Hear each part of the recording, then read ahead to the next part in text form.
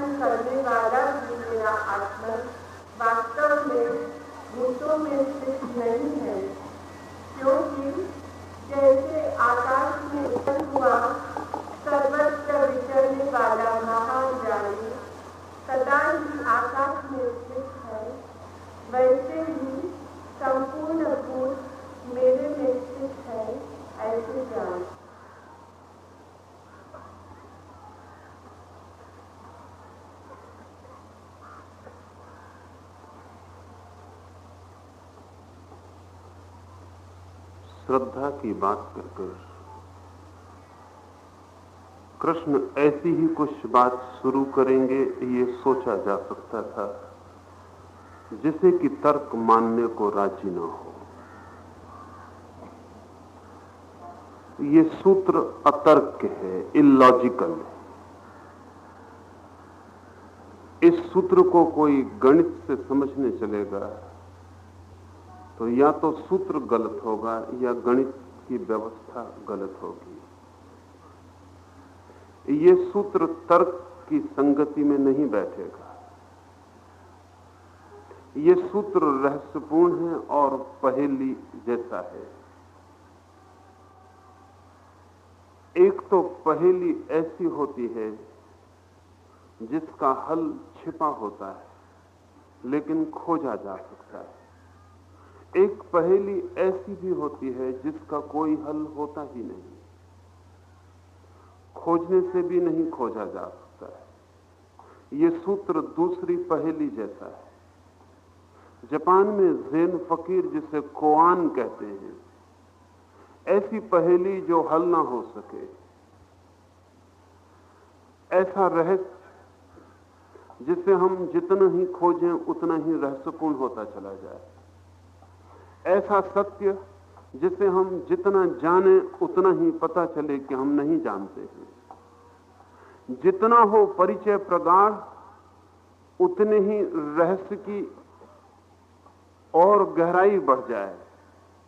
जितना लें उसे पास उतना ही पता चले कि वो बहुत दूर है। छलांग तो लग सकती है ऐसे रहस्य में, लेकिन ऐसे रहस्य का कोई पार नहीं मिलता है। सागर में जैसे कोई कूद तो जाए, लेकिन फिर सागर के पार होने का उपाय न हो, तो द्वार तो है प्रभु में प्रवेश का, लेकिन वापस निकलने के लिए कोई द्वार नहीं।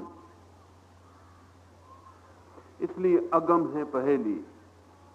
और कृष्ण ने इसीलिए श्रद्धा की बात अर्जुन से पहले कही कि अब तू श्रद्धा युक्त है, तो मैं तुझे उन गोपनीय रहस्यों की बात कहूंगा जो कि श्रद्धा युक्त मन न हो तो कहे नहीं जा सकते। इस सूत्र को समझने के पहले श्रद्धा के संबंध में थोड़ी बात और समझ लेनी जरूरी है, तभी यह सूत्र स्पष्ट हो सकेगा।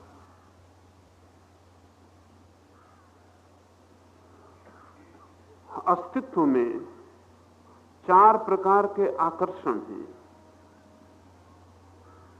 या तो कहें 4 प्रकार के आकर्षण, या कहें कि एक ही प्रकार का आकर्षण है, 4 उसकी अभिव्यक्तियां हैं।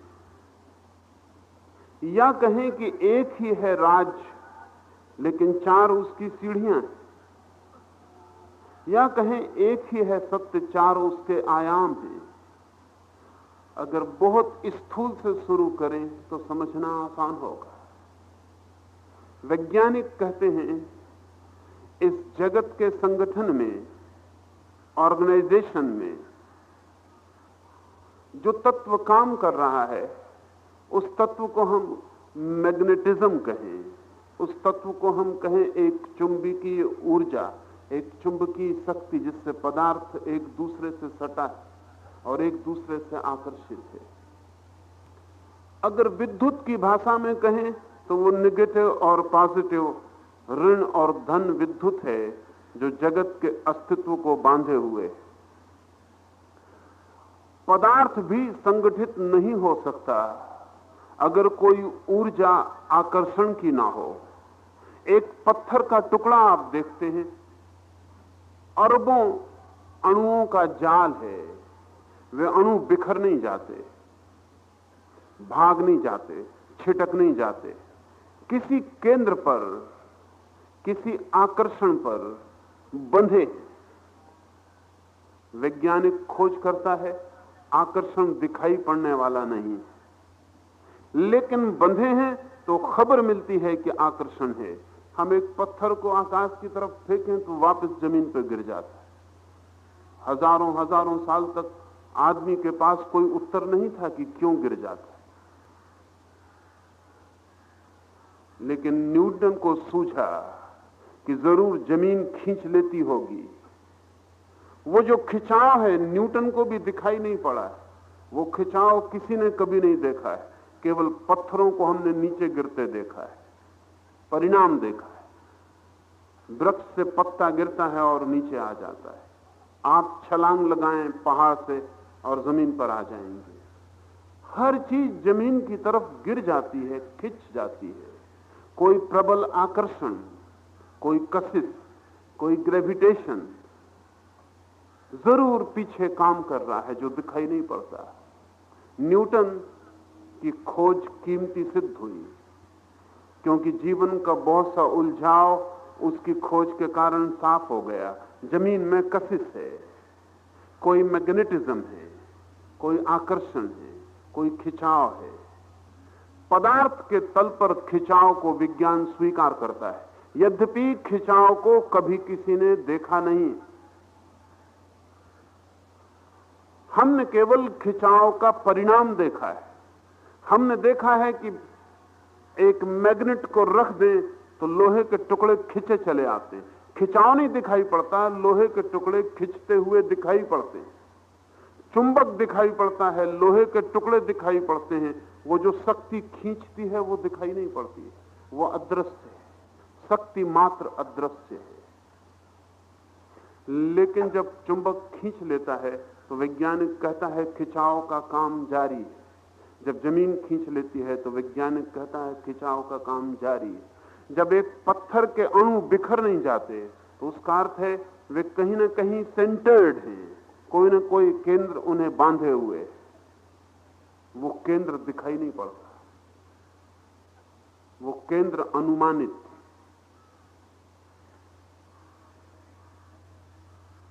लेकिन एक बात विज्ञान को साफ हो गई है उस केंद्र के दो बिंदु हैं, एक जिसे धन बिंदु कहें, एक जिसे ऋण बिंदु कहें, पॉजिटिव और निगेटिव कहें, उन दोनों के बीच आकर्षण है।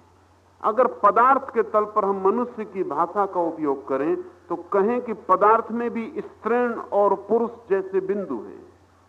पदार्थ भी स्त्री और पुरुष में विभाजित है और उन दोनों के आकर्षण से ही सारे अस्तित्व का खेल है। पदार्थ से ऊपर उठे तो इसी आकर्षण की दूसरी अभिव्यक्ति हमें स्त्री और पुरुष में दिखाई पड़ती है। पदार्थ से ऊपर उठे तो जीवन भी इसी ऊर्जा से बंधा हुआ चलता हुआ मालूम पड़ता है। स्त्री और पुरुष के भीतर भी जीवन की ऊर्जा एक दूसरे को आकर्षित करती है, वही आकर्षण जीवन का प्रवाह है। अगर पदार्थ बंधा है किसी आकर्षण से तो जीवन भी किसी आकर्षण से बंधा है। स्त्री पुरुष के जगत में वो आकर्षण सेक्स या यौन के नाम से प्रकट होता है।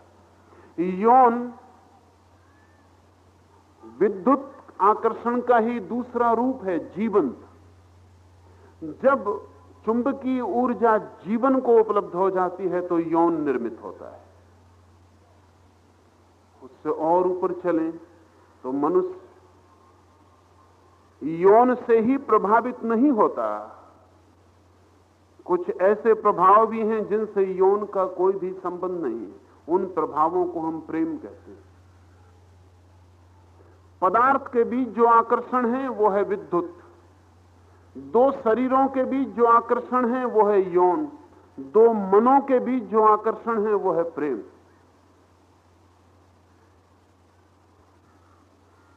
यौन से भी मनस्विद राजी हैं और प्रेम के संबंध में भी वैज्ञानिक न राजी हों, मनस्विद न राजी हों, लेकिन कवि, साहित्यकार, कलाकार, चित्रकार, वे सब जिनका सौंदर्य से संबंध है वे राजी। वे मानते हैं कि प्रेम भी एक प्रगाढ़ ऊर्जा है और उसके परिणाम भी प्रत्यक्ष होते हैं। लेकिन न तो हम जमीन के आकर्षण को देख सकते और न हम यौन के आकर्षण को देख सकते, अनुभव कर सकते हैं, वैसे ही हम प्रेम के आकर्षण को भी नहीं देख सकते, उसे भी अनुभव ही कर सकते हैं। ये तीन सामान्य आकर्षण हैं। एक और चौथा आकर्षण है, मैंने कहा दो पदार्थों के बीच, निर्जीव पदार्थों के बीच जो आकर्षण है वो विद्युत है या चुंबकीय ऊर्जा है।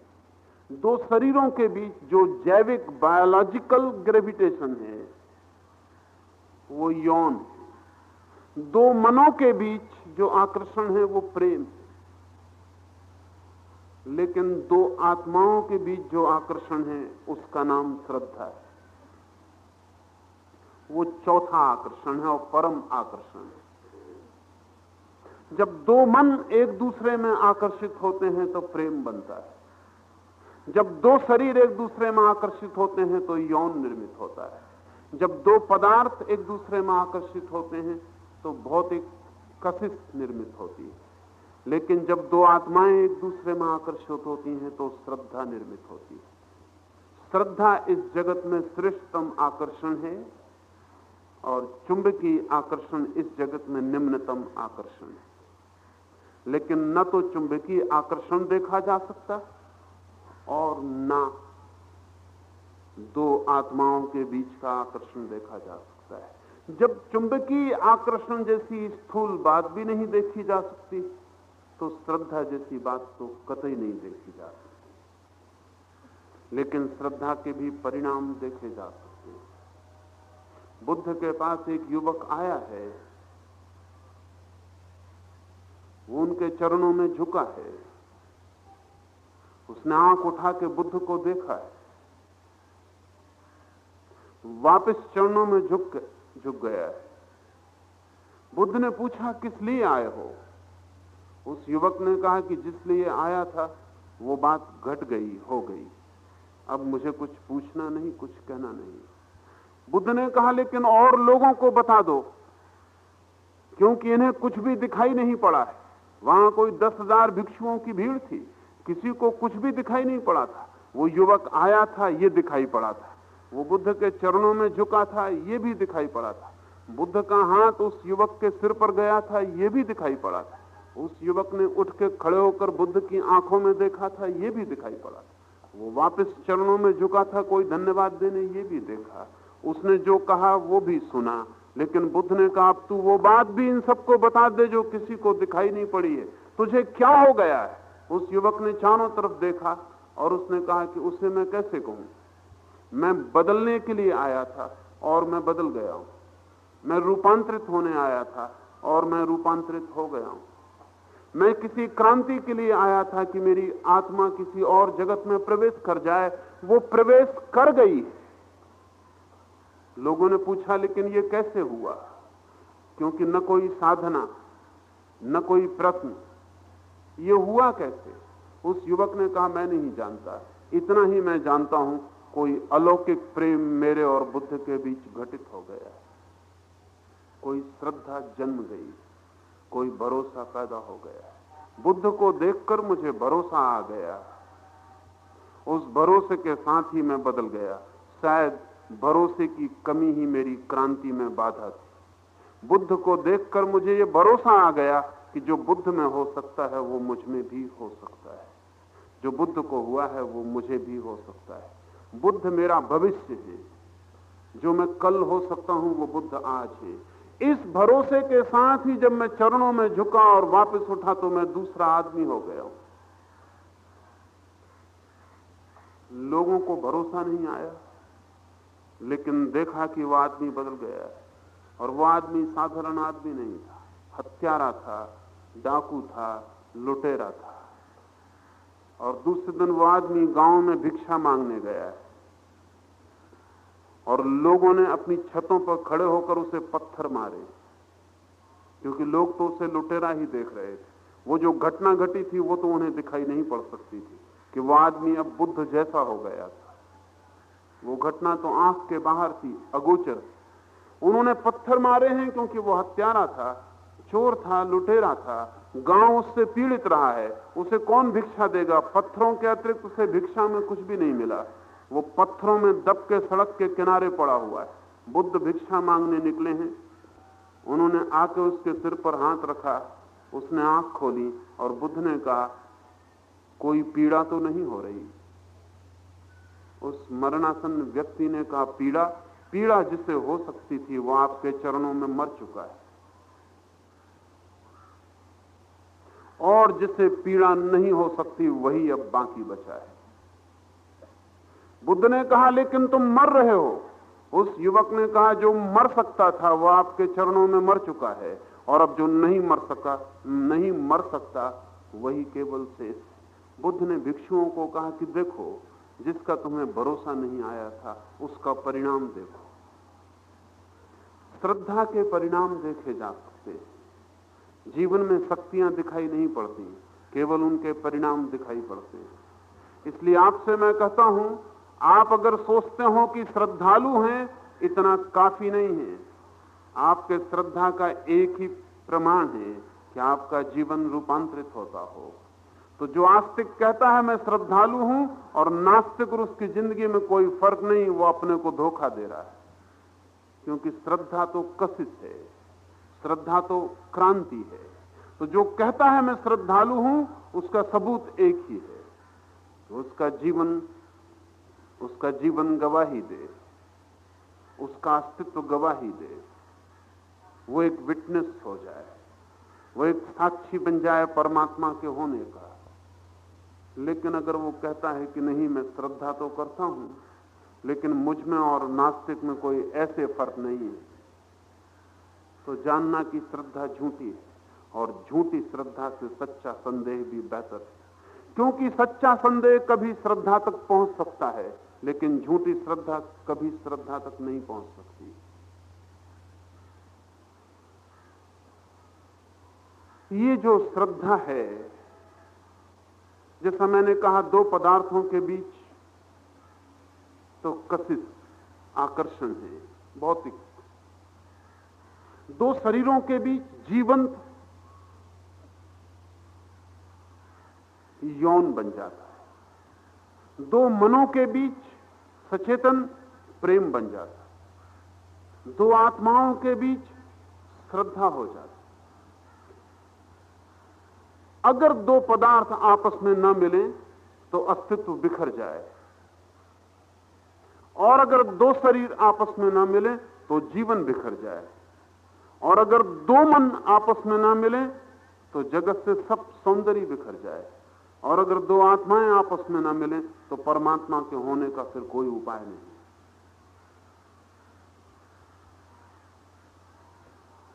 पदार्थ एक दूसरे को खींचते हैं, इसलिए अस्तित्व संगठित है, ऑर्गेनाइज्ड। चाहे चांद तारे घूमते हों, और चाहे सूरज के आसपास पृथ्वी चक्कर मारती हो, और चाहे परमाणु घूमते हों, जहां भी पदार्थ है उसका कारण पदार्थ को आपस में बांधने वाली ऊर्जा है। हमारी सदी पूछती है ईश्वर कहां है। असल में हमें पूछना चाहिए श्रद्धा कहां है, क्योंकि श्रद्धा ना हो तो ईश्वर का कोई अनुभव नहीं होगा।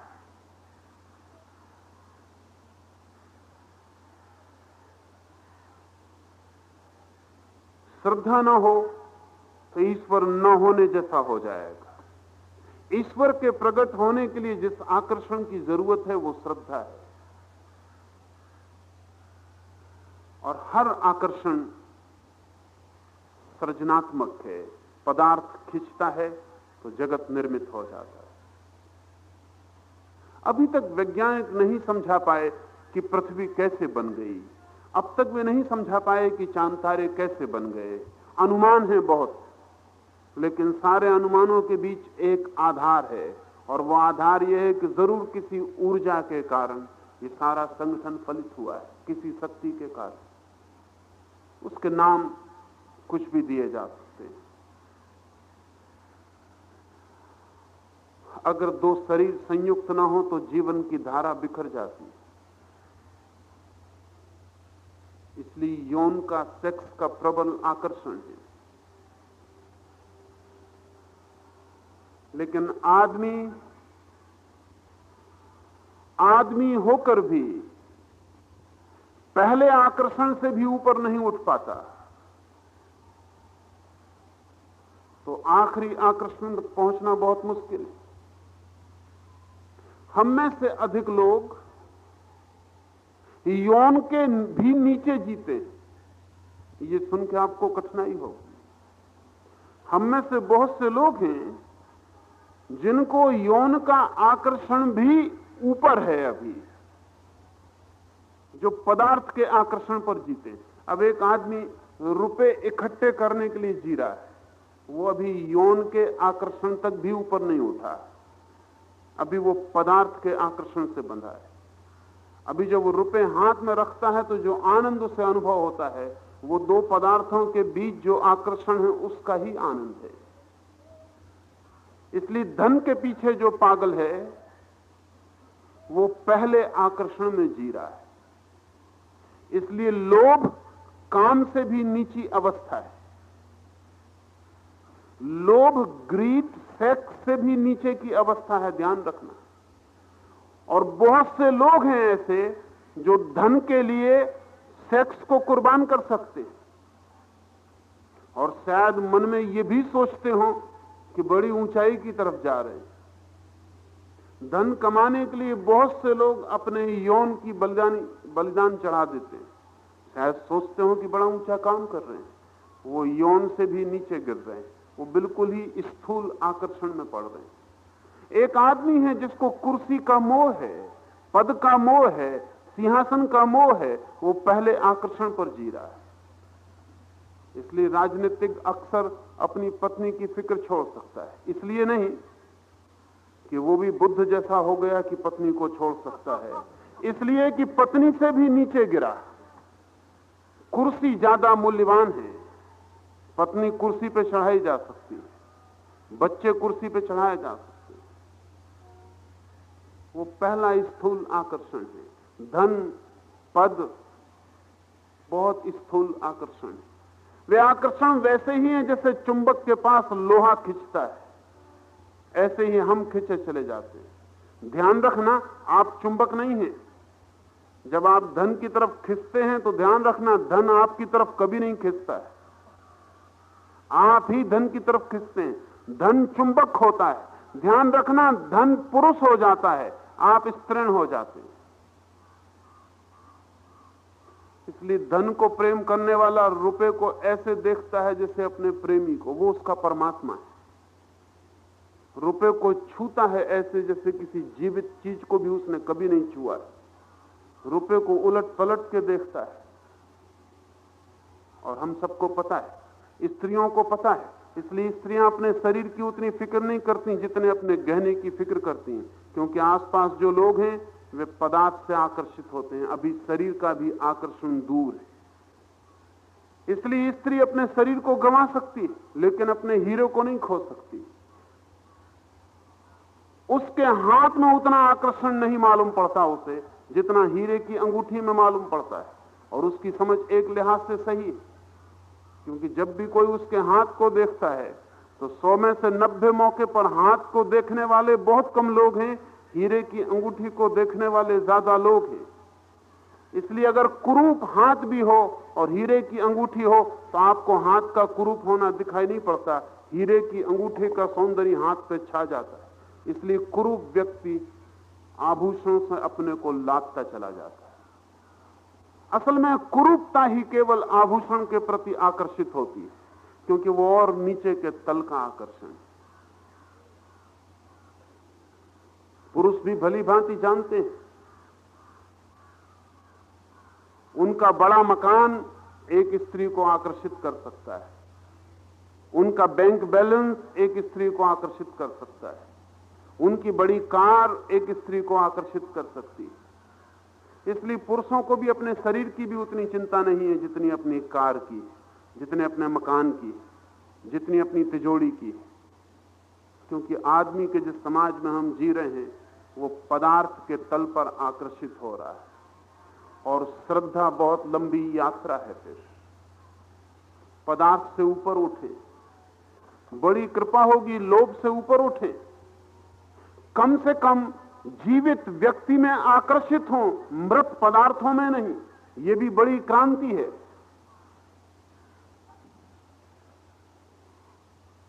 कुछ लोग जीवित व्यक्तियों में आकर्षित होते हैं लेकिन यौन के बाहर उनका आकर्षण नहीं जाता।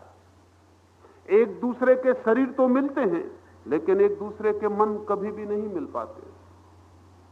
इसलिए जिन मुल्कों में तलाक की सुविधा हो गई है उन मुल्कों में विवाह अब बच नहीं सकता,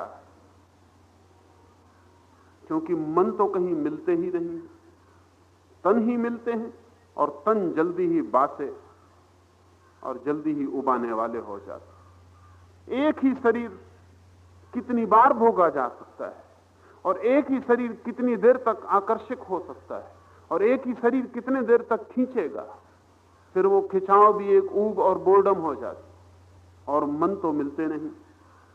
इसलिए पश्चिम में जहां तलाक सुविधापूर्ण होता चला जा रहा है, विवाह बिखरता चला जा रहा है। 1900 में अमेरिका में 4 शादियों में 1 तलाक होते थे, अब 4 शादियों में 3 तलाक की नौबत है। सिर्फ 50 साल और 50 साल मैं आपको भरोसा दिलाता हूं तलाक समाप्त हो जाएंगे, क्योंकि विवाह समाप्त हो जाएगा। तलाक बच नहीं सकते ज्यादा दिन तक, क्योंकि तलाक को बचाने के लिए विवाह जरूरी है, और विवाह ही बचने वाला नहीं। क्या कारण है? शरीर का आकर्षण यौन है, और मन का तो आकर्षण पैदा ही नहीं हो पाता। हमारे पास मन जैसी कोई चीज भी है, और हम कभी किसी के मन से भी आकर्षित होते हैं, तो ही हमें प्रेम का अनुभव शुरू होगा। प्रेम शरीर मुक्त 2 मन के बीच आकर्षण, प्रेम मैत्री। लेकिन हमें प्रेम का अनुभव नहीं, मित्रता दुर्लभ होती चली गई है।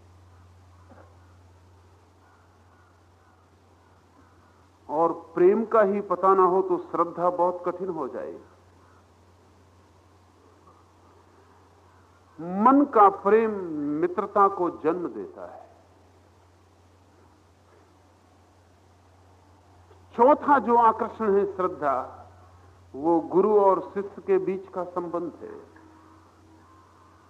किसी की आत्मा इतनी आकर्षक हो जाती है, उसका मन भी मूल्य का नहीं, उसका शरीर भी मूल्य का नहीं, उसके पास जो पदार्थगत कुछ भी हो वो भी किसी मूल्य का नहीं।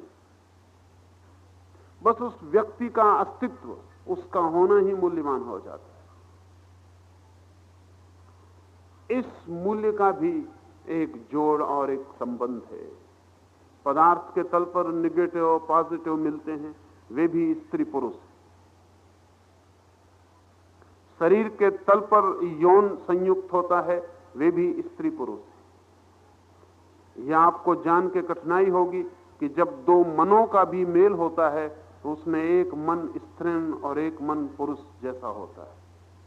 असल में जहां भी मेल घटित होता है, जहां भी मिलन होता है, वहां स्त्री और पुरुष का अंश मौजूद होता है। और जब श्रद्धा जन्मती है तब भी आत्मा के तल पर भी स्त्री और पुरुष का अंश मौजूद रहता है। स्त्री और पुरुष का विभाजन शारीरिक ही नहीं है, जैविक ही नहीं है, सारा अस्तित्व बटा हुआ है। इसलिए कृष्ण को प्रेम करने वाले भक्तों ने अगर कहा है कि एक ही पुरुष है जगत में कृष्ण, तो उसका कारण, अगर मीरा ने वृंदावन के मंदिर में पुजारी को कहा है, क्योंकि उस पुजारी ने नियम ले रखा था कि किसी स्त्री को मंदिर में प्रवेश नहीं करने देगा, और मीरा जब नाचती हुई उस मंदिर के द्वार पर पहुंच गई तो द्वार बंद कर दिए गए और लोगों ने खबर दी कि मंदिर के पुजारी जो हैं, गोस्वामी जो हैं, वे स्त्री को भीतर प्रवेश नहीं करने देते हैं, आप लौट जाएं। मीरा ने कहा, इतनी खबर पुजारी तक पहुंचा दो, मैं तो सोचती थी कि जगत में केवल एक ही पुरुष है, कृष्ण। गोस्वामी भी पुरुष हैं, उनसे इतना पूछाएं। द्वार खुल गए, गोस्वामी मीरा के चरणों में गिर पड़ा, क्योंकि गोस्वामी को संदेश मिल गया। गोस्वामी को ख्याल आ गया कि भक्त होकर कृष्ण का वो पुरुष कैसे हो सकता है।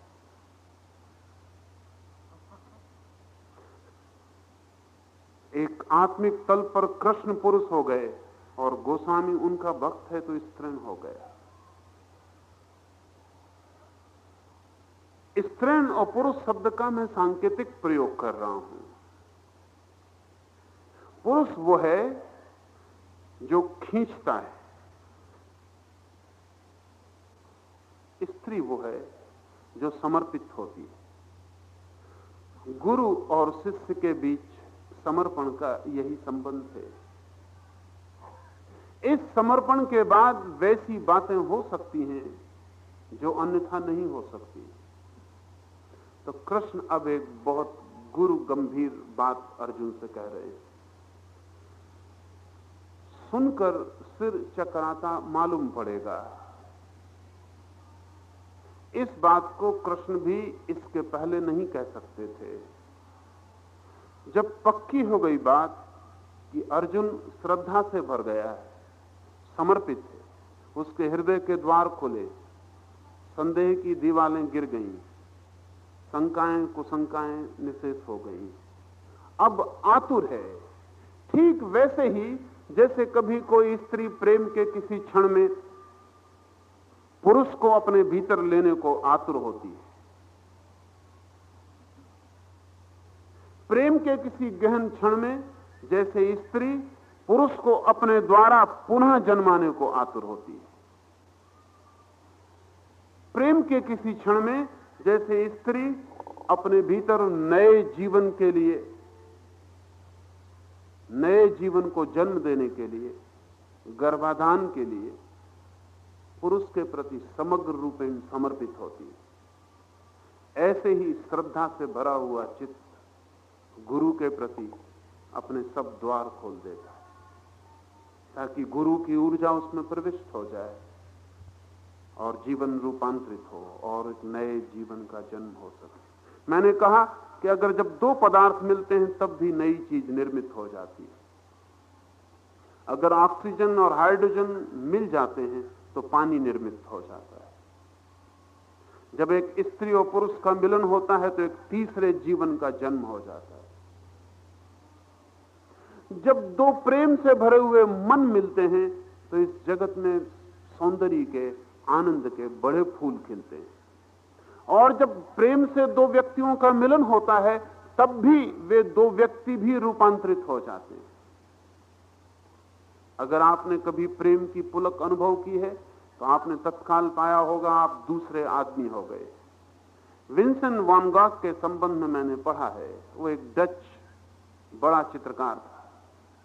उसे किसी स्त्री ने कभी कोई प्रेम नहीं किया, कुरूप था,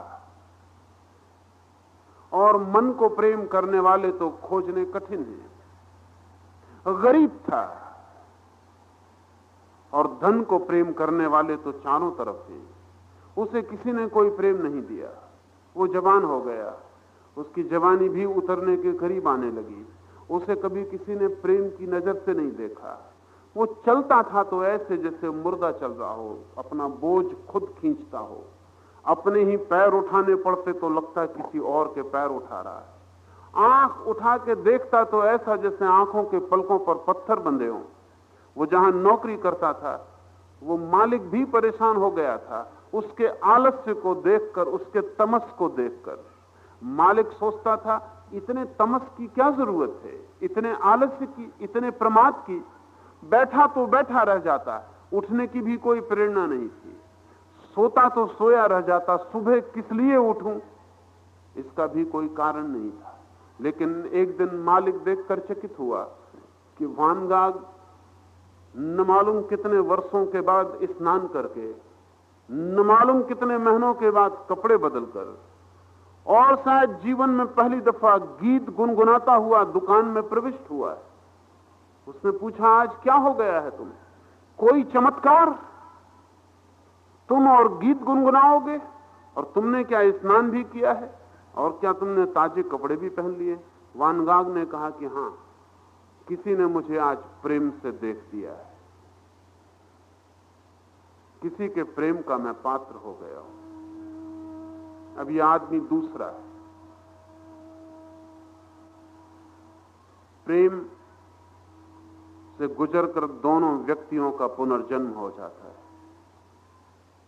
श्रद्धा से गुजरकर जो होता है वो आत्यंतिक क्रांति है। श्रद्धा से गुजरकर पुराना तो मर ही जाता है, नए का ही आविर्भाव हो जाता है।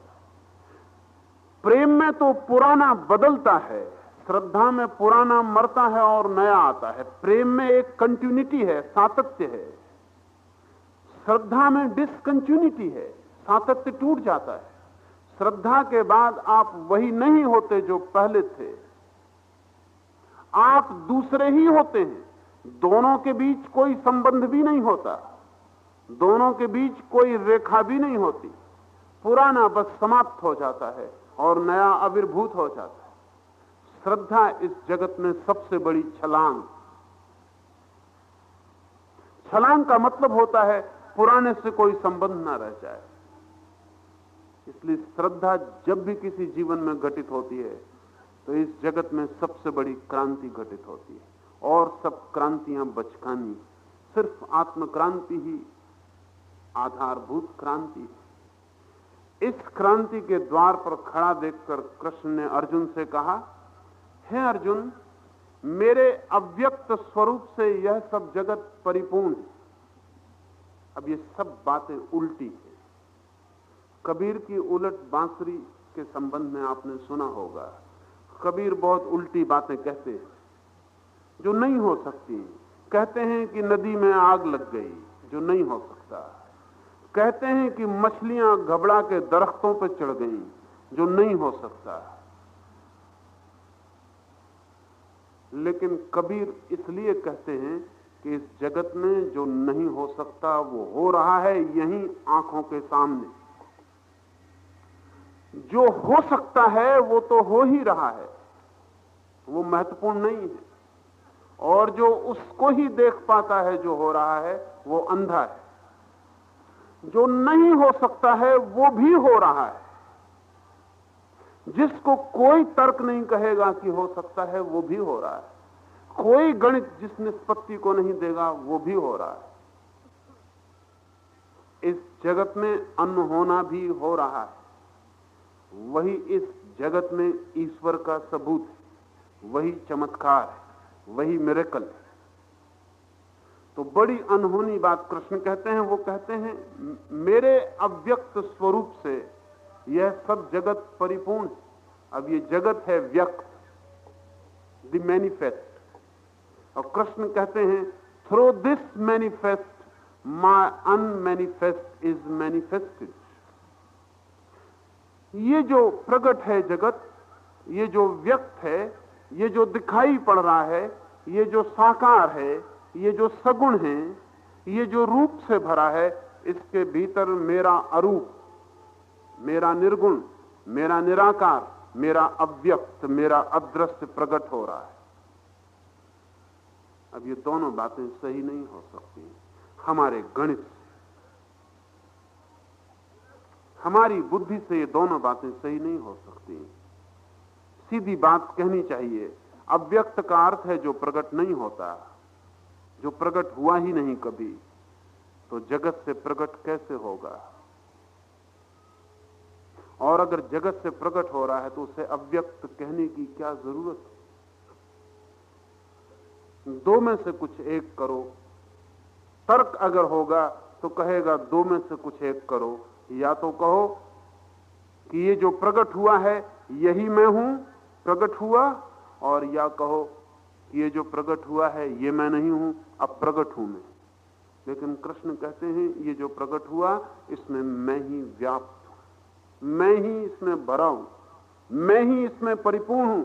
रूप के भीतर मेरा ही अरूप है, आकार के भीतर मेरा ही निराकार है, दृश्य के भीतर मैं ही अदृश्य हूं। ये हमें कठिनाई में डालता है,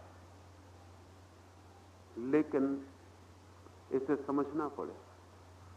श्रद्धा हो तब तो ये तत्काल समझ में आ जाता है, समझना नहीं पड़ता। श्रद्धा न हो तो इसे थोड़ा समझना पड़े, इसे थोड़ा चेष्टा करनी पड़े कि क्या प्रयोजन होगा ऐसी उल्टी बात कहने का। और फिर ये उल्टी बात आगे बढ़ती ही चली जाती है, वो इसे और उल्टाते चले जाते हैं। हमारी जो बुद्धि की सोचने की जो व्यवस्था है, हमारे बुद्धि की जो कैटेगरीज हैं, हमारे सोचने के जो नियम, उन नियमों में ही बुनियादी भूल है। उन नियमों के कारण जो जीवन में हो रहा है वो हमें दिखाई नहीं पड़ता। जैसे अगर मैं ये कहूं कि जन्म भी मैं हूं और मृत्यु भी मैं, तो गणित और तर्क के लिहाज से गलत है। क्योंकि अगर मैं जन्म हूं तो मृत्यु कैसे हो सकता हूं? जन्म और मृत्यु तो विपरीत, हमारे सोचने में विपरीत, वस्तुतः विपरीत नहीं। अस्तित्व में जन्म और मृत्यु जुड़े हैं, एक है। जन्म मृत्यु का ही पहला छोर है और मृत्यु जन्म का ही दूसरा। जन्म लेकर हम करते क्या हैं सिवाय मृत्यु तक पहुंचने के? जन्म और मृत्यु दो चीजें नहीं है, विपरीत तो है ही नहीं, दो भी नहीं है, दो तो है ही नहीं, भिन्न भी नहीं है। एक ही चीज के दो छोर हैं। जन्म एक छोर है, मृत्यु दूसरा छोर है, उसका जिसे हम जीवन कहते हैं। लेकिन सोचने में मृत्यु दुश्मन और जन्म मित्र मालूम पड़ता है। तो जन्म के समय हम बैंड बाजे बजा के स्वागत कर ले और मृत्यु के समय रो धोकर विदा कर देते। शायद हमें ख्याल हो कि हंसना और रोना भी विपरीत चीजें हैं, तो फिर हम गलती में, हमारी भाषा और सोचने के नियम की भूल है। अगर आप रोते ही चले जाएं तो थोड़ी ही देर में रोना हंसने में बदल जाएगा। प्रयोग करके देखें। ये तो कोई बहुत कठिन प्रयोग नहीं है। रोते ही चले जाएं, रुके ही मत। एक क्षण आएगा कि आप पाएंगे रोना समाप्त हो गया और हंसने का जन्म हो गया। हंसते चले जाएं, रुके ही मत, तो आप पाएंगे कि हंसना विलीन हो गया और रोना शुरू हो गया। इसलिए ग्रामीण स्त्रियां भी जानती हैं कि बच्चों को ज्यादा हंसने नहीं देती। कहती हैं अगर ज्यादा हंसेगा तो फिर रोएगा, इसलिए हंसने में ही रोक लेना उचित है। लेकिन हमारी भाषा में हंसना और रोना विपरीत है, जन्म और मृत्यु विपरीत है, अंधेरा और प्रकाश विपरीत है, बचपन और बुढ़ापा विपरीत है, सर्दी और गर्मी विपरीत है। ये भाषा की भूल है, ये तर्क की भूल है, ये विपरीत है नहीं। ऐसा कहीं प्रकाश देखा है आपने जो अंधेरे से न जुड़ा हो? ऐसा कहीं कोई अंधेरा देखा है आपने जो प्रकाश से न जुड़ा हो? सगे साथी हैं, संगी हैं, ऐसा भी कहना ठीक नहीं। एक ही चीज के दो छोर हैं। अगर ये ख्याल में आ जाए तो कृष्ण का सूत्र इतना बेबूझ नहीं मालूम होगा, लेकिन इस सूत्र ने बड़ी कठिनाइयां दी। इस बात ने बड़ी कठिनाइयां दी हैं कि परमात्मा सगुण है या निर्गुण। कितने उपद्रव, कितने विवाद, नासमझी का कोई अंत नहीं मालूम पड़ता। और जिन्हें हम सोचते हो कि समझदार हैं, वो भी बैठ के विवाद करते रहते हैं कि परमात्मा निर्गुण है या सगुण। सगुण के उपासक हैं, वे कहते हैं निर्गुण की बात ही मत करो। निर्गुण के उपासक हैं, वे कहते हैं सगुण की सब बकवास है। आकार को मानने वाले हैं तो मूर्तियां बनाकर बैठे हैं, निराकार को मानने वाले हैं तो मूर्तियां तोड़ने में लगे। मुसलमान हैं, वो निराकार को मानने वाले, उन्होंने कितनी मूर्तियां मिटा दी दुनिया से। बनाने वालों ने जितनी मेहनत नहीं की, उन बेचारों ने उससे भी ज्यादा मेहनत की मिटाने में। बनाने वाले भी इतनी फिक्र नहीं करते मूर्ति की जितना मिटाने वाले को करनी पड़ती। मिटाने वाला जान की जोखिम लगाता, मूर्ति को मिटा देता, क्योंकि परमात्मा निराकार है। लेकिन कैसे मूर्तियां मिटाओगे? बनाने वाले बनाए चले जाते। जिन्होंने मूर्तियां बनाई उनका कोई हिसाब है। भारत में हम समझते हैं कि जितने आदमी हैं उससे कम परमात्मा नहीं, उससे कम परमात्मा की मूर्तियां नहीं। पहले 33 करोड़ आदमी हुआ करते थे तो 33 करोड़ देवता थे हमारे पास। इधर आदमियों ने तो थोड़ी संख्या बढ़ा ली है, पता नहीं देवता क्या कर रहे हैं। बनाने वाले बनाए चले जाते हैं क्योंकि वे कहते हैं सगुण है, साकार है, रूपवान। मिटाने वाले मिटाए चले जाते हैं। लेकिन भाषा की भूल इतनी महंगी पड़ सकती है। जिसे हम सगुण कहते हैं वो निर्गुण का ही एक छोर है, जिसे हम निर्गुण कहते हैं वो सगुण का ही एक छोर है। सगुण और निर्गुण दो विपरीत घटनाएं नहीं, एक ही अस्तित्व के दो छोर हैं। जिसे हम रूप कहते हैं वो अरूप का ही एक हिस्सा है। इसे ऐसा समझें कि अरूप का जो हिस्सा हमारी इंद्रियों की पकड़ में आ जाता है उसे हम रूप कहते हैं, और रूप का भी जो हिस्सा हमारी इंद्रियों की पकड़ के बाहर चला जाता है उसे हम अरूप कहते हैं। सगुण जिसे हम नाप लेते हैं, तौल लेते हैं, वो सगुण हो जाता है। निर्गुण जो हमारी नाप तौल के पार निकल जाता है तो निर्गुण हो जाता है। मेरे घर में आंगन है तो मेरे आंगन का अपना आकाश है, दीवार है आंगन की। मेरा आकाश पड़ोसी के आकाश से जुदा है, भिन्न है। अगर पड़ोसी मेरे आकाश में आना चाहे तो मैं इंकार करूंगा। मेरा आकाश, मेरे आंगन का आकाश। लेकिन इससे क्या आकाश विभाजित होता है? कितनी ही हम दीवार खड़ी करें, इससे केवल हमारी सीमा बनती है देखने की। लेकिन दीवार के पार का आकाश और मेरे आंगन के आकाश में क्या कोई खंड हो जाता है? कोई टूट हो जाती है? मेरी दीवार मेरी ही आंख के लिए बाधा बनती है, आकाश के लिए नहीं। ध्यान रखें, मेरी दीवार मेरी ही आंख की सीमा बनती है, आकाश की नहीं। तो मेरे लिए आकाश दो हिस्सों में बढ़ जाता है, आकाश नहीं बढ़ता है। मेरे आंगन का आकाश उस आकाश का ही हिस्सा है जो बाहर है, और जो बाहर है वो मेरे आंगन के ही आकाश का विस्तार है। जितने भी विपरीत शब्द हैं हमारे पास, वे सभी एक ही अस्तित्व के छोर हैं। इसलिए कृष्ण कहते हैं, मेरे अव्यक्त स्वरूप से यह सब जगत परिपूर्ण है। मेरा निराकार इन सब आकारों में छिपा है, मेरा निर्गुण इन सब गुणों में प्रकट हुआ है।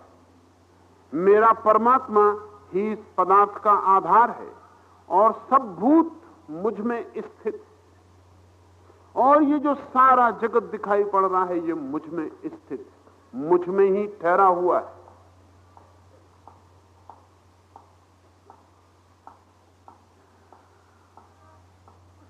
और तब तत्काल एक विपरीत बात, वो कहते हैं विपरीत हमें दिखाई पड़ती, और सब भूत मुझ में स्थित हैं, लेकिन मैं उनमें स्थित नहीं हूं। सब भूत मुझ में हैं, लेकिन मैं उनमें नहीं हूं। ये कैसे होगा?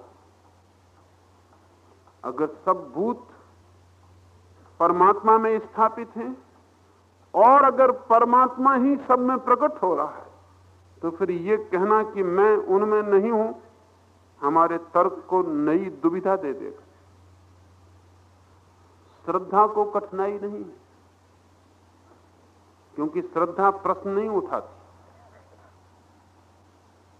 श्रद्धा आर पार देख लेती है, ट्रांसपेरेंट है। वो देख लेगी कि ठीक है, कुछ अड़चन नहीं, बिल्कुल ठीक है। ज़ैन फकीर बोकुजू के पास एक जिज्ञासु आया है, और उस जिज्ञासु ने पूछा कि परमात्मा तक पहुंचने का मार्ग क्या है। बोकुजू चुपचाप बैठा रहा, और फिर उसने खिड़की के बाहर झांक कर देखा और कहा कि देखो सूरज ढलने लगा, सांझ होने के करीब है। कोई संबंध ना था। उस आदमी ने पूछा था ईश्वर को पाने का मार्ग क्या है, और यह आदमी खिड़की के बाहर हाथ उठाकर बोला देखो सांझ होने लगी, सूरज ढलने के करीब। उस आदमी ने पैर छुए और चला गया। एक दूसरा आदमी बैठा था, वो हैरान हो गया, ये बोकुजू तो पागल है ही, वो जो आ गया था वो महापागल मालूम पड़ता है। उसने जो प्रश्न पूछा था कि ईश्वर को पाने का मार्ग क्या है, हद पागल आदमी था। और इसने जो उत्तर दिया, कुछ लेन देन ही नहीं दोनों में, कोई संबंध नहीं, कोई दूर की भी संगति नहीं। कहां ईश्वर को पाने का मार्ग, और क्या मतलब इससे कि सूरज डूबता है और सांझ हो रही। उस आदमी ने कहा कि मुझे भी एक सवाल पूछना, लेकिन कृपा करके ऐसा जवाब मत देना। मुझे यह पूछना है कि इस आदमी ने जो पूछा उसका क्या हुआ।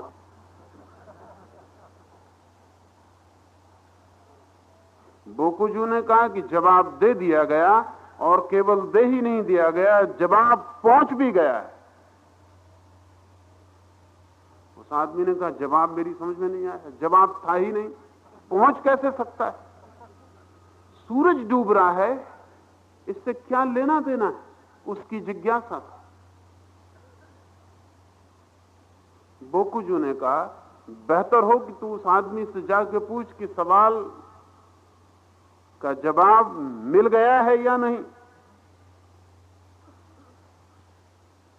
वो आदमी बाहर गया उस आदमी को खोजने। बाहर ही द्वार के पास ही वृक्ष के नीचे वो आदमी आंख बंद करके ध्यान में बैठा। उसे हिलाया और पूछा कि जवाब मिल गया है। उस आदमी ने कहा जवाब मिल गया है। सूरज डूबने के करीब है, मेरा जीवन भी डूबने के करीब है। और बोकुजू ने मुझे कह दिया है कि अगर जीवन भर की व्यर्थता भी तेरे लिए परमात्मा को पाने का मार्ग नहीं बन सकी, तो अब और क्या मार्ग बनेगा? अगर जीवन भर का अनुभव भी तुझे परमात्मा के दरवाजे पर नहीं ले आया है, तो अब और किस रास्ते से तू आ सकेगा? और मौत करीब है, सूरज डूबने के करीब, सांझ होने लगी है। अब तू खो मत समय को। तो उस आदमी ने पूछा, आप यहां क्या कर रहे हैं? तो उस आदमी ने कहा कि अब मैं डूबने की तैयारी कर रहा हूं। जीवन भर मैंने जीने की तैयारी की थी, वो व्यर्थ गई है। अब मैं अपने हाथ से डूबने की तैयारी कर रहा हूं। जिस तरह वहां बाहर सूरज डूब रहा है, इसी तरह भीतर मैं भी डूब जाऊं।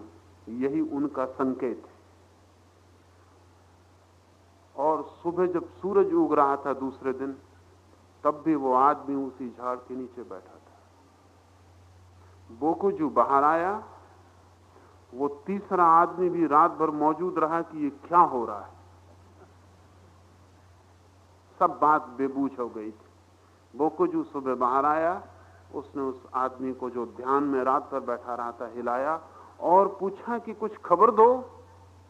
उस आदमी ने आंख खोली और उस आदमी ने कहा कि सूरज उग रहा है, सुबह होने के करीब।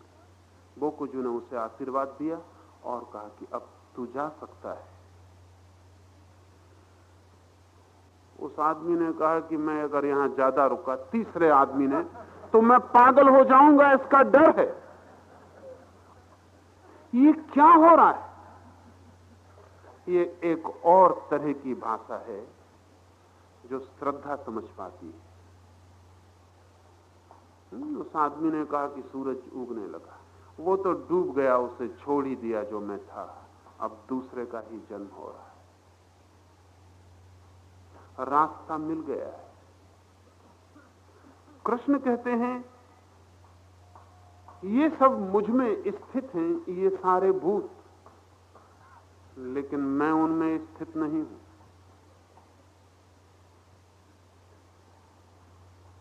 ये इंगित है और महत्वपूर्ण। श्रद्धा तो सीधा समझ लेगी, विचार को थोड़ा सा चक्कर काटना पड़ेगा। जो भी विराटतर है, वो क्षुद्रतर में प्रविष्ट भी हो जाए तो भी प्रविष्ट नहीं होता। एक छोटा सा वर्तुल में खींचूं, एक छोटा सर्कल, और फिर एक बड़ा सर्कल उसके चारों तरफ बनाऊं,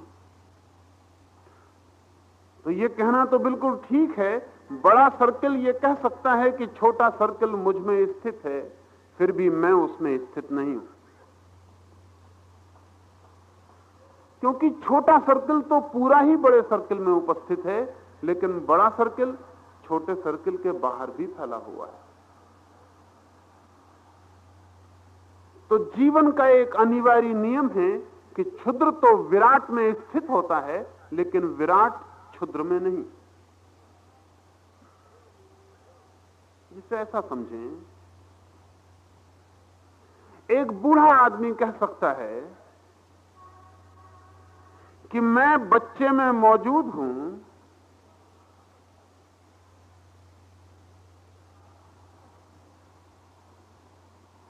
बच्चा मुझ में स्थित है, फिर भी मैं बच्चे के बाहर।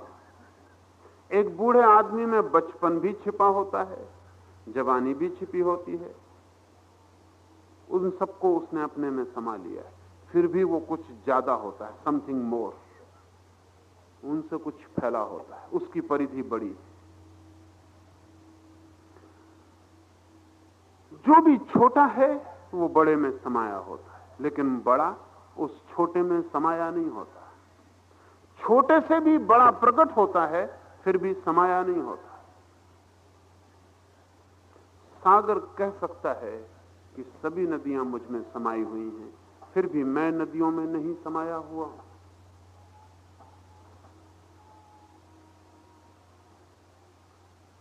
अर्थ इतना ही है तर्क और विचार की दृष्टि से कि जो विराट है वो क्षुद्र के पार है। क्षुद्र से प्रकट भी होता है तो भी क्षुद्र के पार है। ये जो पारगामिता है, ट्रांसेंडेंस है, ये जो सता पार होना है, बियॉन्डनेस है, इसका सूत्र है। ये इसका मूल्य है, इसका अर्थ है, वो हमारे ख्याल में आ सकेगा। और वे सब भूत मुझ में स्थित नहीं है। पहले कहा वे सब भूत मुझ में स्थित हैं, और अब तत्क्षण एक पंक्ति भी नहीं पूरी हो पाई और कृष्ण कहते हैं और वे सब भूत मुझ में स्थित नहीं है, किंतु मेरे योग को देख, मेरी माया को देख कि समस्त भूतों को धारण पोषण करने वाला होकर भी मैं भूतों में स्थित नहीं हूं। क्योंकि जैसे आकाश से उत्पन्न हुआ सर्वत्र विचरने वाला वायु सदा ही आकाश में स्थित है, वैसे ही संपूर्ण भूत मेरे में स्थित हैं, ऐसा जान। एक के बाद दूसरी पंक्ति पहले को खंडित करती चली जाती, एकदम अतर्क वक्तव्य है। जो कहते हैं एक क्षण दूसरे क्षण खंडित कर देते हैं, जो दूसरे क्षण कहते हैं तीसरी पंक्ति में उसके पार निकल जाते हैं। क्या कहना चाहते हैं, क्या इशारा है? क्योंकि जो कहा है वो अतर्क है। शायद यही कहना चाहते हैं कि मैं अतर्क हूं। इसे समझ लें, इस वक्तव्य का सार भाव यही है कि कृष्ण ये कह रहे हैं कि तू समझने से समझ सके ऐसा मैं नहीं हूं, तू जानने से जान सके ऐसा मैं नहीं हूं, तू पहचानने से पहचान सके वो मैं नहीं हूं। तू जानना छोड़, तू पहचानना छोड़, तू समझ छोड़, तू गणित छोड़, तू तर्क छोड़, तो तू मुझे जान सकता है, क्योंकि मैं अतर्क हूं। अतर्क का अर्थ है मैं रहस्य हूं। रहस्य का अर्थ है कोई भी सिद्धांत, कोई भी नियम मुझे नहीं घेर पाएगा। मैं पारे की तरह हूं। मुट्ठी तू बांधेगा तर्क की और मैं बिखर कर बाहर छिटक जाऊंगा। जब तक तू नहीं बांधेगा तब तक शायद मुझे पाए भी कि मैं हूं। जैसे तू मुट्ठी बांधेगा मैं छिटक जाऊंगा। बुद्धि जैसे ही जीवन के सत्य को पकड़ना चाहती, सत्य छिटक जाती, पारे की तरह। तो तू मुझे बांधने की कोशिश मत कर। कृष्ण ने अब तक जो अनुभव किया है वो यही है कि अर्जुन उन्हें बांधने की कोशिश कर रहा है। अर्जुन ने सब तरह से कोशिश की है, क्योंकि अगर अर्जुन कृष्ण को बांध ले तर्क में, विचार में, तो इस युद्ध से छुटकारा हो सकता है।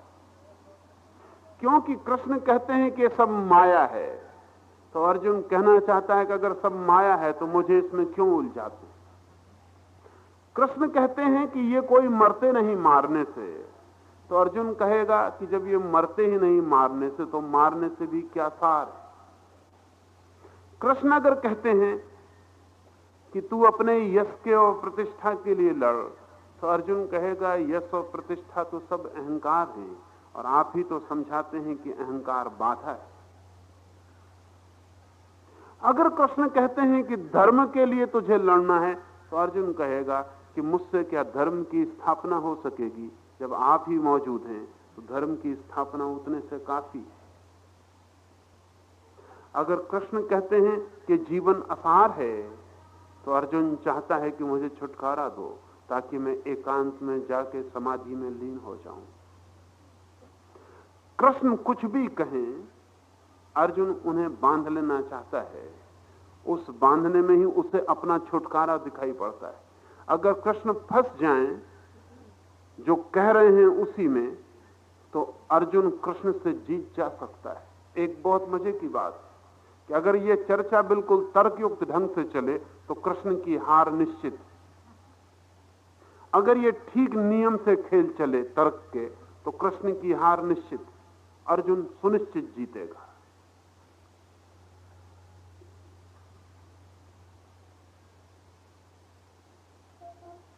कृष्ण ने सब तर्कों के जवाब दिए, एक एक तर्क को काटने की कोशिश की है। अर्जुन ऐसी जगह आ गया है कि अब और तर्क उठाने का उसका मन नहीं। तो कृष्ण तत्काल अपना बेबूझपन प्रकट करते हैं। वो कहते हैं कि अब मैं तुझे बता दूं वो जैसा मैं हूं।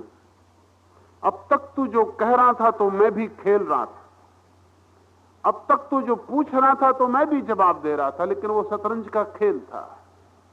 मैं देख रहा था तू किस लिए पूछ रहा है, तो क्या जवाब देना जरूरी है वो मैं दे रहा था। अब मैं तुझे वही बताता हूं जो मैं हूं। ये जो दिखाई पड़ रहा है इसमें मैं ना दिखाई पड़ने वाले की तरह छिपा हूं। ये सारा जगत मुझ में ठहरा हुआ है और इसमें मैं नहीं हूं। और फिर भी मैं तुझसे कहता हूं कि ये जगत भी मुझ में ठहरा हुआ नहीं, और फिर भी मैं तुझसे कहता हूं कि मैं इस जगत में समाया हुआ हूं। अर्जुन का सिर घूम जाता, जो भी विचार से चलेगा उसका घूमेगा। श्रद्धा नहीं घूमती। श्रद्धा इतनी शक्तिशाली है कि कृष्ण भी उसे डमाडोल नहीं कर सकते। इतनी बात कृष्ण ने अगर पहले कही होती तो अर्जुन अब तक 1000 सवाल उठा दिया होता। वो चुप है, वो समझने की कोशिश कर रहा है। समझने से ज्यादा वो कृष्ण को पीने की कोशिश कर रहा है। कृष्ण क्या कह रहे हैं ये मूल्यवान नहीं रहा। अब कृष्ण क्या है, उनकी प्रेजेंस, उनकी मौजूदगी, उनका होना, वो अपने द्वार खोलकर उनको अपने भीतर समा रहा है। कृष्ण क्या कह रहे हैं ये अब सवाल नहीं है बहुत महत्वपूर्ण। क्यों कह रहे हैं,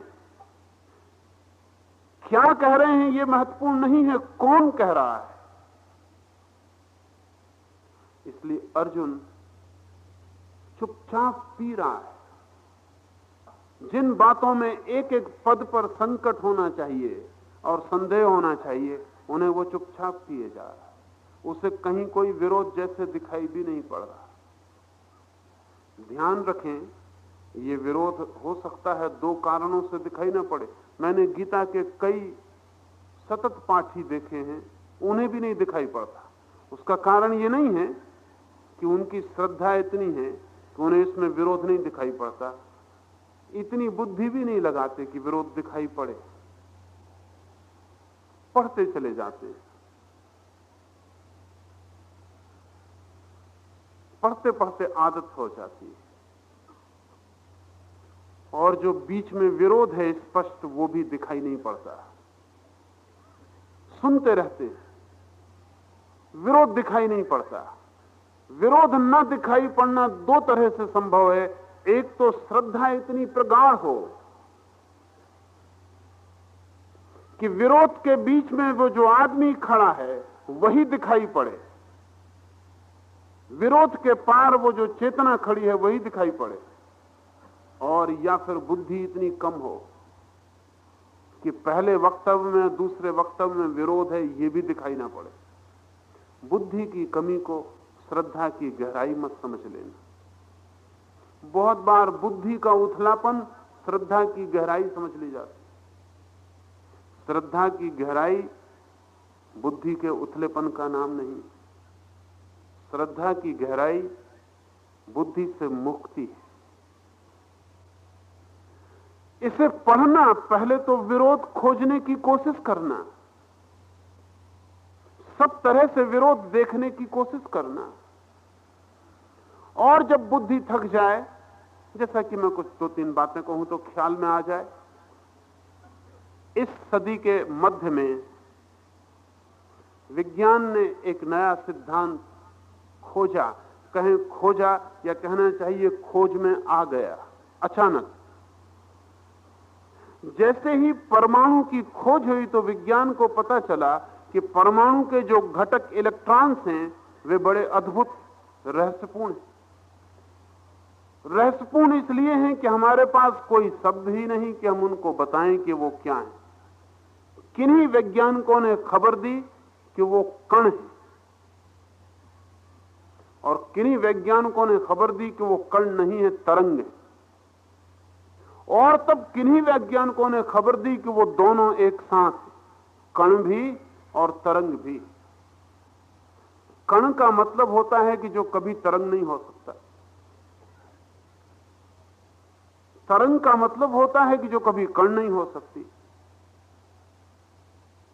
अगर मैं कहूं कि मैंने आपकी दीवार पर एक बिंदु बनाया, ये बिंदु भी है और लकीर भी, पॉइंट भी और लाइन भी, तो आप कहेंगे क्या कह रहे हैं आप?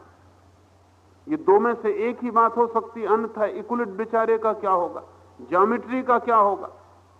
आप क्या कहते हैं अगर मैं कहूं कि ये बिंदु भी है और रेखा भी, दोनों एक साथ? तो आप कहेंगे कृपा करें, दोनों एक साथ हो नहीं सकता। और अगर मैं खींचना भी चाहूं ऐसी कोई चीज तख्ते पर, तो खींच नहीं सकता जो दोनों एक साथ, या तो बिंदु होगा या रेखा होगी। रेखा का मतलब ही है बहुत से बिंदु सतत, बहुत से बिंदु श्रृंखला में। अगर ये बिंदु है तो रेखा नहीं हो सकता, अगर ये रेखा है तो बिंदु नहीं हो सकता।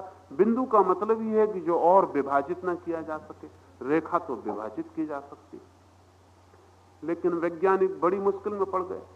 इक्विलिट को माने कि इस इलेक्ट्रॉन को माने, क्या करें? और ये इलेक्ट्रॉन है कि इक्विलिट की फिक्र ही नहीं करता, ज्यामिति की फिक्र नहीं करता, गणित के नियम नहीं मानता, और दोनों तरह का व्यवहार करता है, बिहेव्स बोथ वेज साइमल्टेनियसली। कोई शब्द नहीं हमारे पास, कण तरंग, इसको क्या नाम दें? कण तरंग कहें, दोनों विपरीत शब्द हैं। वैज्ञानिक बड़े पसोपेश में थे कि क्या करें, लेकिन तथ्य को तो मानना ही पड़ेगा, चाहे इक्विलिट के ही खिलाफ जाता हो। अंततः यही हुआ कि इक्विलिट को छोड़ देना पड़ा, तथ्य को ही मानना पड़ा। आइंस्टीन से किसी ने पूछा है कि ये तो नियम के विपरीत है, तो आइंस्टीन ने कहा हम क्या करें? कहना चाहिए नियम ही तथ्य के विपरीत है। नियम बदला जा सकता है, तथ्य नहीं बदला जा सकता। नियम बदला जा सकता है, नियम हमारा बनाया हुआ है, तथ्य नहीं बदला जा सकता, तथ्य हमारा बनाया हुआ नहीं। इक्विलिट को हारना पड़ेगा, क्योंकि तथ्य ये है। विपरीत एक साथ मौजूद है जीवन में। उसी तथ्य को भौतिकी इस इलेक्ट्रॉन के व्यवहार में पाई कि जीवन एक साथ मौजूद है। फ्रायड ने अपने अंतिम जीवन के क्षणों में अनुभव किया कि आदमी के भीतर जीवन की लालसा तो है ही, मृत्यु की भी लालसा है। जिंदगी भर वो कहता था आदमी के जीवन में एक ही खास चीज है, लिबिडो। लिबिडो उसके लिए शब्द था जीवेषणा। आदमी जीना चाहता है, लेकिन आखिरी उम्र में आदमी का अध्ययन जीवन भर करने के बाद उसे लगा कि यह बात अधूरी है। आदमी सिर्फ जीना ही नहीं चाहता, आदमी साथ ही मरना भी चाहता है। ये चाह भी आदमी के भीतर छिपी है। अब बड़ी मुश्किल हुई, क्या ये दोनों चाहें एक साथ आदमी के भीतर छिपी हैं? क्या ये आदमी दोनों चाह है? फ्रायड खुद परेशान हुआ, क्योंकि वो तर्क युक्त गणित में भरोसा करता था। उसे कठिनाई मालूम पड़ी कि आदमी में दो में से एक ही हो सकती है, या तो जीने की चाह हो या मरने की चाह हो। ये समझ में आता है कि एक आदमी में अभी जीने की चाह है, फिर बाद में मरने की चाह आ जाए, ये समझ में आ सकता है। लेकिन दोनों एक साथ, वही जो भौतिकविद पहुंचे पदार्थ में, मनस्विद पहुंच गए मनुष्य की वासना में, तो पाया कि दोनों वासनाएं एक साथ मौजूद हैं। और अब जो और गहरे जा रहे हैं लोग, वे अनुभव करते हैं कि उन्हें दो वासना कहना गलत है। आदमी के भीतर एक ही वासना है जो जीने और मरने की दोनों है। तो जब तक अच्छा लगता है तो आदमी उस वासना की व्याख्या करता है कि मैं जीना चाहता हूं। जब अच्छा नहीं लगता तो उसी वासना की व्याख्या करता है कि मैं मरना चाहता हूं। बूढ़े आदमी कहते हुए सुने जाते हैं कि भगवान अब हमें उठा ले, तो ऐसा मत समझना कि कुछ बदलाहट हो गई है उनमें, कि कोई क्रांति हो गई है उनमें। वही चाह विफल होकर, असफल होकर, हार कर, पराजित होकर, जराजीर्ण होकर अब मृत्यु की भाषा बोल रही है। वही चाह है। अभी कोई आ जाए और कहे कि एक नया यंत्र बन गया है, इस दरवाजे से घुसो, उधर से निकलो, जवान हो जाते हो। वो बूढ़ा आदमी कहेगा, भगवान अभी थोड़ा ठहरना, जरा मैं इस यंत्र से जरा गुजर के एक बार देख लूं। अगर ऐसा होता हो तो अभी मरने की ऐसी कुछ जल्दी नहीं। क्या हुआ? ये चाह दो नहीं है, लेकिन भाषा में बड़ी कठिनाई है। दो ही कहना पड़ेंगे, ये एक ही है। मनस्विद हमारे भीतर खोज कर करके एक और तीसरे तथ्य पर पहुंचे। आपको ख्याल में आ जाए कि वैपरीत्य नहीं है, तो मनस्विद कहते हैं कि हम जिस व्यक्ति को प्रेम करते हैं उसी को घृणा भी करते हैं। ये जब पहली दफा उद्घाटन हुआ तो ये पहली दो बातों से भी ज्यादा मन को डमाने वाली बात है, क्योंकि मां को अगर कोई कहे कि तू अपने बेटे को प्रेम भी करती और घृणा भी साथ ही, तो कोई मां राजी नहीं होगी। लेकिन फ्रायड कहता है कि उसका न राजी होना केवल उसके भीतर के भय को बताता है। वो जानती है गहरे में कि ये सच है। अगर किसी प्रेमी से हम कहें कि तू जिस प्रेयसी के लिए मरा जा रहा है उसी को कल मार भी सकता है, अभी उसके लिए अमृत की तलाश कर रहा है, कल दवाई की दुकान से उसी के लिए जहर भी खरीद सकता है, और कल तो दूर है। मनस्विद कहते हैं इसी समय भी, इस क्षण में भी प्रेम और घृणा दोनों साथ ही मौजूद। पर हमें कठिनाई है, क्योंकि हमारे लिए प्रेम और घृणा विपरीत बातें, अलग अलग। ऐसा नहीं है, इसलिए प्रेम क्षण भर में घृणा बन सकता है और घृणा क्षण भर में प्रेम बन सकती है। जो आकर्षण है वो विकर्षण बन सकता है, जो विकर्षण है वो आकर्षण बन सकता है। वे बदलने योग्य, एक्सचेंजेबल और लिक्विड, तरल, एक दूसरे में बह जाते हैं। सच तो यह है कि वो दो नहीं है, एक ही है। कृष्ण यही कह रहे हैं कि मैं दोनों, जहां जहां तुझे वैपरीत्य दिखाई पड़े वो दोनों में हूं। इस संबंध में हिंदू चिंतन बहुत अनूठा है। दुनिया के किसी धर्म ने भी द्वंद्व को इतनी गहराई से आत्मसात नहीं किया। इसलिए मैं कहता हूं कि आइंस्टीन के लिए या फ्रायड के लिए हिंदू चिंतन जितनी सहजता से आत्मसात कर सकता है, उतना क्रिश्चियन चिंतन आत्मसात नहीं कर सकता है। क्योंकि क्रिश्चियनिटी या इस्लाम द्वंद्व को मानकर चलते हैं। ये भी ख्याल में ले लें। कल मैंने आपसे कहा था दो धाराएं हैं, एक यहूदी और एक हिंदू। शेष धाराएं उनकी शाखाएं। यहूदी धारा जीवन को द्वंद्व में तोड़कर चलती है। भगवान है एक, शैतान है एक, दोनों दुश्मन। अच्छाई है एक, बुराई है एक, दोनों में दुश्मनी है। पाप है एक, पुण्य है एक, दोनों विपरीत है। नरक है एक, स्वर्ग है एक, दोनों में विरोध है। सिर्फ हिंदू चिंतना द्वंद्व को आत्मसात करती है। इसलिए हमने कुछ अद्भुत चीजें बनाई। जैसे जैसे मनुष्य की समझ बढ़ेगी, उन चीजों की गरिमा और महत्ता भी समझ में आएगी। हम अकेली कौम है इस जमीन पर जिनने परमात्मा के विपरीत एक बुराई का परमात्मा खड़ा नहीं किया, खड़ा ही नहीं किया। शैतान की हमारी चिंतना में कोई गुंजाइश नहीं है, मगर यह बड़ा कठिन काम है। ईसाई और मुसलमान एक लिहाज से सीधे और सरल हैं, साफ हैं, जटिलता नहीं है। क्योंकि जो जो बुराई है वो शैतान पे छोड़ देते हैं और जो जो भलाई है वो परमात्मा पर रख लेते हैं। इसलिए उनका परमात्मा एकदम भला है। अंग्रेजी में जो शब्द गॉड है वो गुड का ही रूपांतरण, वो जो शुभ है वही परमात्मा है और जो अशुभ है वही शैतान। लेकिन हम क्या करेंगे? हमारे परमात्मा को दोनों होना पड़ेगा एक साथ, परमात्मा भी और शैतान भी। इस इसलिए हमने एक कल्पना की है जो बहुत गहरी है, वो ये है कि परमात्मा निर्माता भी है और विध्वंसक भी। ईसाईयत कहेगी परमात्मा बनाता है, शैतान मिटाता है। हम कहते हैं परमात्मा दोनों ही काम करता है, वही बनाता है, वही मिटाता है। हमने अर्धनारीश्वर की प्रतिमा बनाई,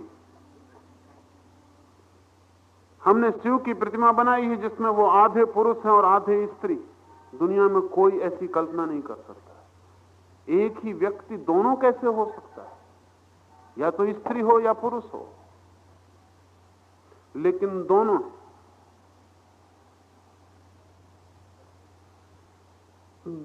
एक साथ।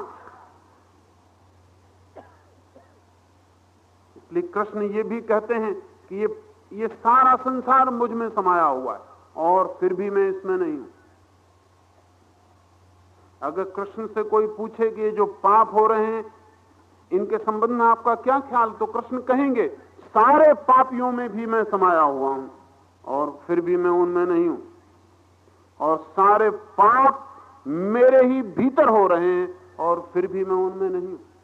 ये जो द्वंद्वातीत, ट्रांसेंडेंटल, दोनों को स्वीकार करके भी उनके पार होने की बात है, यही भारतीय धर्म का गुह्यतम सूत्र है। इसलिए हमारा परमात्मा, हमारी जो परमात्मा की धारणा है, वो दुनिया के दूसरे लोगों को बहुत अजीब मालूम पड़ती, उनकी कल्पना में नहीं आती कि ये कैसी बात है। हमारे मुल्क में भी ऐसे लोग हैं जिनकी समझ में नहीं आती। जैसे कृष्ण का ही व्यक्तित्व है, ये जैनों की समझ में नहीं आ सकता, क्योंकि वो कहेंगे ये आदमी कैसा है, ये बांसुरी भी बजा सकता है, ये युद्ध के मैदान पे भी खड़ा हो सकता है, ये अहिंसा की परम बात भी कह सकता है, और हिंसा के बड़े युद्ध में अर्जुन को जाने की सलाह देता है। सलाह ही नहीं देता, फुसलाता है, और इतने ढंग से फुसलाता है कि किसी सेल्समैन ने कभी किसी दूसरे को नहीं फुसलाया हो। उसको धक्का देता, जा और जूझ जा, बिल्कुल बेफिक्र रहे, और एक अजीब सूत्र देता है, उससे कहता है बेफिक्री से मार, क्योंकि आत्मा कभी मरती ही नहीं। ये जो द्वंद्वातीत अतिक्रमण की क्षमता है, ये गहनतम खोज है। इस सूत्र में कृष्ण यही कह रहे हैं कि तुम मेरे रूप को दो विरोधों में मत बांट, दोनों में मैं मौजूद हूं। रूप में भी, अरूप में भी, मूर्त में भी, अमूर्त में भी, पदार्थ में भी, परमात्मा में भी मैं ही हूं। और फिर भी मैं तुझसे कहता हूं, इन सब में होकर भी मैं बाहर रह जाता हूं। इन सब के बीच में खड़े होकर भी मैं इनमें डूब नहीं जाता हूं। इससे आप अनुभव कर सकते हैं। यहां आप भीड़ में बैठे हुए हैं, भीड़ में बिल्कुल डूबे हुए हैं, फिर भी अगर आपको थोड़ा सा भी ध्यान की क्षमता हो, आंख बंद कर लें, अपने भीतर ध्यान में हो जाएं, तो आप कह सकते हैं कि मैं भीड़ में मौजूद हूं और फिर भी भीड़ में नहीं। आप जंगल में चले जाएं और ध्यान की बिल्कुल क्षमता ना हो, एक वृक्ष के नीचे बैठ जाएं, कोई वहां नहीं, निराट सुनसान है, आंख बंद करें, भीड़ मौजूद। तब आपको वहां कहना पड़ेगा भीड़ यहां बिल्कुल नहीं, फिर भी मैं भीड़ में मौजूद हूं। इस भीड़ में बैठकर भी आप भीड़ के बाहर हो सकते हैं, तब आपको एक जटिल सत्य का अनुभव होगा। भीड़ में हूं, भीड़ में समाया हूं, बैठा हूं, चारों तरफ भीड़ है, फिर भी मैं भीड़ में नहीं हूं। तब आपको ख्याल में आएगा ये द्वंद्वातीत अतिक्रमण क्या है, ये नॉन डुअल ट्रांसेंडेंस क्या है, ये कृष्ण किस गहन पहेली की बात कर रहे हैं। वो ये कह रहे हैं मैं ही लड़ता हूं, मैं ही लड़ाता हूं, मैं ही भागता हूं, मैं ही भगाता हूं, और फिर भी मैं इस सब में नहीं। लेकिन ये ध्यान की या श्रद्धा की, समाधि की जो परम अवस्था है, तभी ख्याल में आती है, तभी ख्याल में आती है। एक सूफी फकीर मरने के करीब था, चिकित्सक उसे दवा दे रहे हैं, वो दवा पी रहा है, लेकिन चिकित्सक को उसकी आंखों को देख के शक हुआ कि वो दवा नहीं पी रहा है। चिकित्सक ने कहा कि आप दवा पी तो जरूर रहे हैं, लेकिन आपकी आंखों से ऐसा लग रहा है कि आपको कोई प्रयोजन नहीं है। उस फकीर ने कहा, तुम्हारे लिए दवा पी रहा हूं, मैं दवा नहीं पी रहा हूं। दवा तो पी ही रहा है, लेकिन उसने कहा तुम्हारे लिए दवा पी रहा हूं, मैं दवा नहीं पी रहा हूं। अगर कोई मोहम्मद के हाथ में तलवार को देख के मोहम्मद से पूछता कि आप ये तलवार क्यों लिए हुए हैं, तो शायद वो भी यही कहते, तुम्हारे लिए लिए हुए हूं, मेरे हाथ में तलवार नहीं। इसलिए मोहम्मद ने अपनी तलवार पर लिख रखा था, शांति मेरा संदेश। पागलपन है।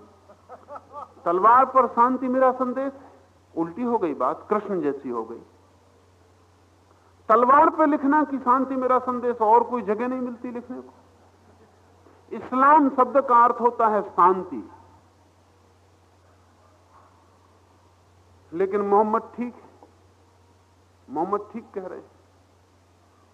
तलवार उनकी तलवार के लिए नहीं उठी, और तलवार उनके हाथ में है ही नहीं। मगर ये कठिन है, ये तो एक गहन अनुभव हो तो ही ख्याल में आ सकता है। कुछ प्रयोग करें तो समझ में आएगा, कुछ थोड़े से प्रयोग करें तो आसान हो जाएगा। जैसे मैंने कहा, यहां भीड़ में बैठे हैं, एक क्षण को बदल लें ध्यान, भूल जाएं भीड़ को, भीड़ खो गई, आप अकेले हो गए। भीड़ फिर भी रहेगी, आप अकेले हो गए। भोजन कर रहे हैं, समझ लें, जान लें कि शरीर में भोजन जा रहा है, आप में नहीं। शरीर में भोजन जाता रहेगा, आप बाहर हो गए। कोई आपको चांटा मार रहा हो, तब समझें कि पदार्थ से पदार्थ टकराया, हाथ चेहरे से लगा, मैं दूर ही खड़ा रह गया हूं, मुझे छुआ नहीं जा सका। तब चांटे की आवाज भी होगी, गाल पर निशान भी आ जाएगा, वो आदमी तृप्त होकर भी लौट जाएगा, और आप भीतर अछूते बाहर खड़े रह जाएंगे। थोड़े प्रयोग करें तो ये पहेली ख्याल में आ सकती।